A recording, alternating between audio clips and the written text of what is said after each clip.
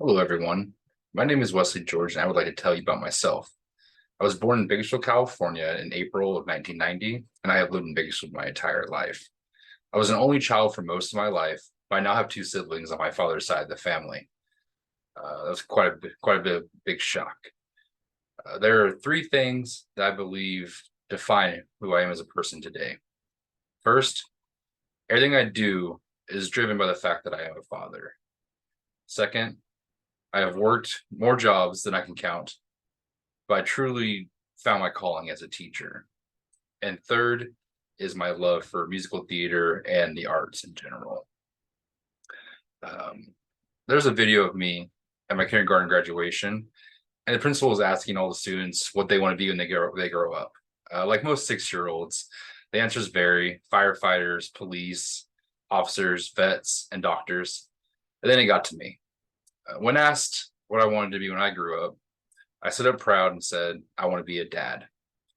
Cued loud applause from the parents, plus a few snickers from those that had multiple kids and were just managing not to pull their hair out and knew what I had in store in my life. What I did not know, and what I found out later, is that it'd be very difficult for my wife and I to conceive naturally. We both had known this for a while. I knew it was probably going to be the case after we got married, but it wasn't until we heard from the doctor that the point was driven home. On our drive home, we discussed our options, and after a few days, we decided we wanted to become foster parents. The other options, though valid, were just not for us, especially at that time. So we started the process, we took our trainings, and became a licensed resource family. Everyone, our friends, family, other resource families told us that we should expect a 5 to 10 year old child because it's rare to have a baby placed in your home. They don't go into the system as often as 5 to 10 year old children do. We had bought everything we needed for a 5 to 10 year old boy or girl. We had boxes and boxes of clothes and toys for all age ranges and genders. Then it happened. We got the call while we were shopping at Target. Mr. and Mrs. George, we have twins that we'd like to place in your home. They're a boy and girl, and they are 2 weeks old. Thank goodness we were already at the store because we had to prep for two infants, and it took a lot of prep. The next day, I got to hold those two beautiful babies for the first time. 18 months later, we got these hats right here from Disneyland. These are the hats that they wore on their adoption day with their new last name on the back of them. I finally had fulfilled my childhood dream of becoming a dad. Little did I know that the universe works in mysterious ways, and less than 2 years later, my wife became pregnant with our third child. That was totally unexpected. The second thing about me that I believe defines who I am is the love I have for my job. I've been lucky that I've worked in many jobs and I've enjoyed all of them, but I've truly found my calling with teaching. I teach at the Standard School District, and my subject is Project Lead the Way. My previous career was in IT, and I was lucky enough to know the right people, and those people knew the right processes to get me a chance to follow my passion. I was able to get a credential without finishing my undergrad, which is why I'm here now.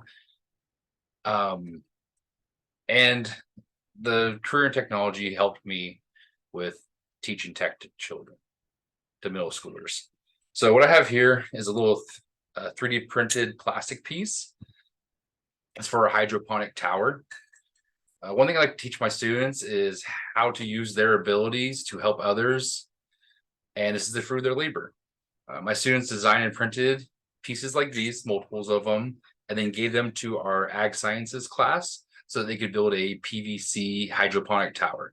Once towers were completed by the ag class, they brought them back to our tech class, and we wired them with LED grow lights so that they could start growing fruits and vegetables from seeds in the classroom and then transplant them to their garden.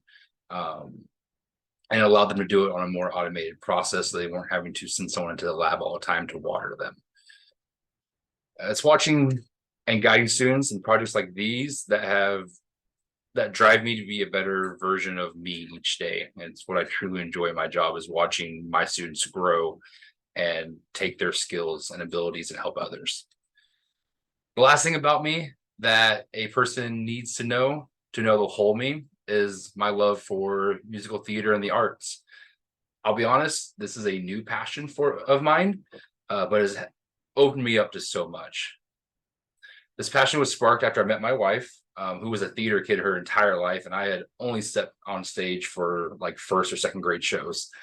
The first show I saw, professional show, was Matilda in LA, and I was hooked.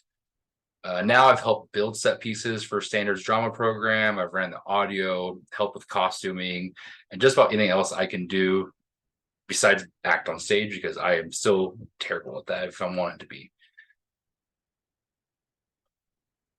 Once I let part of the arts into my life, other types just poured in. My wife and I became members of the Bakersfield Museum of Art. Wherever we go on vacation, we plan our trips around a show or museum.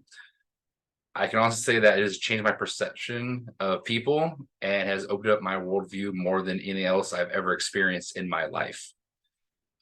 What I have here is a Funko Pop of Aaron Burr from the musical Hamilton.